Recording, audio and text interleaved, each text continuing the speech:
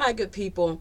Just want to take a few minutes of your time today and just review some of the information that you may have read in Chapter 1. Now, I'm not going to review all of the information in Chapter 1, but I just want to hit on some key points just to offer some clarity for you. Now, the chapter begins with introducing us to the world of sociology by talking about the general and the particular, and the strange and the familiar. When we're looking at the general and the particular, we're thinking about a specific pattern of behavior that may be noticed in a particular group of people. We were introduced to this concept by the theorist Emile Durkheim, who, when you read through the very beginning of chapter 1, you'll see that he studied suicide and the type of person that it seemed committed suicide. Now, when we're talking about the strange and the familiar, I want you to think about what is the modern day way that we meet our spouses? Do we meet our spouses by arranged marriages? Do we meet our spouses by face to face? Or do we still meet our spouses through online searches? The strange and the familiar, is the outcome still the same? As we move on throughout chapter 1, we're introduced to other theorists. We're introduced to Auguste Comte. He was a French theorist that coined the term sociology. And for Auguste Comte, his contributions to sociology impact the type of research that we're going to be focusing on for the rest of the semester. And that's the positivist research. When we're talking about the research that Auguste Comte did, his focus was on things that are measurable, factual information that is measurable.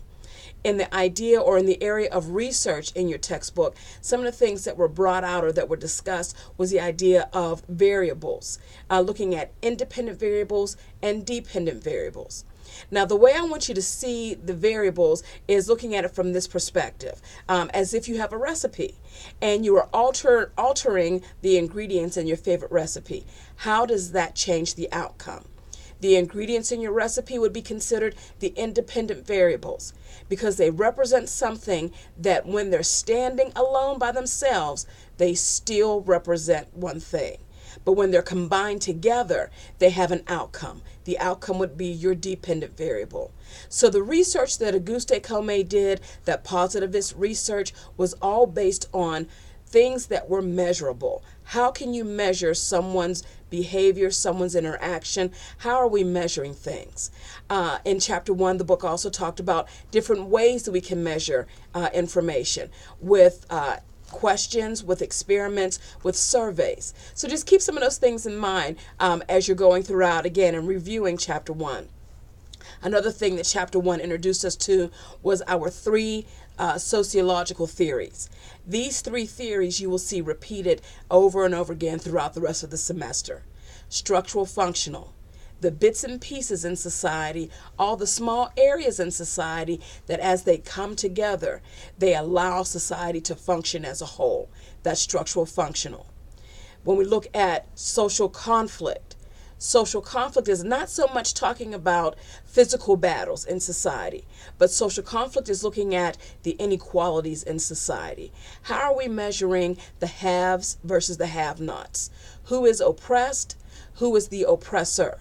How is the oppressed fighting to come to equality? How is the oppressor fighting to keep the inequality the same? Then we have symbolic interaction. Symbolic interaction is your micro level perspective, and symbolic interaction brings things closer to home. So we're taking a look at things from a single perspective, whether it be a single group of people or a single person. And we're looking at how someone or a group of people makes sense of the world around them. How are they recognizing their interaction in the environment around them? Those issues are some of the things that were discussed in chapter 1, and I'm hoping that there was a little bit of clarity that I was able to bring to you from your readings of the chapter. So I just want to help you to pull all this stuff together, pull this information together, and hoping that chapter 1 is just the beginning of unraveling the world of sociology for you. Remember, if you have any questions or concerns, please feel free to contact me by email. I will get back to you as soon as possible.